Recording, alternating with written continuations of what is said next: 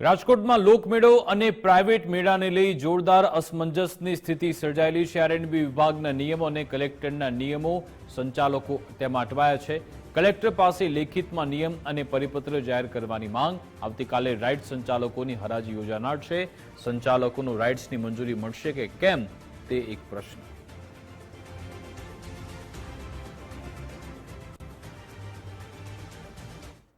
Collector સાહેબે બાંયધરી આપી હતી કે તમારે G A drawing charter engineer certificate plus સોગંદનામું આપવાનું રહેશે।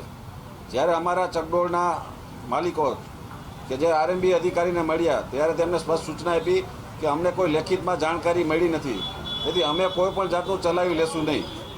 તેથી હવે આડા જો એસઓપી રહે તો મેળો થવો અશક્ય છે અને ખાસ કરીને અમે રાઇડ ધારકોને અમે અમારું એસોસિએશન જાણ કરશે કે આ હરાજી બોલીને પછી પૈસા ભરીને ફસાઈ ન જાય એનું ખાસ તકેદારી ધ્યાન રાખવામાં આવે। રાજકોટમાં 5 થી 7 પ્રાઇવેટ મેળા, એક લોકમેળો, આજે રાજકોટનું રંગીલું રાજકોટ છે તો પ્રજા એને આનંદ માણે છે।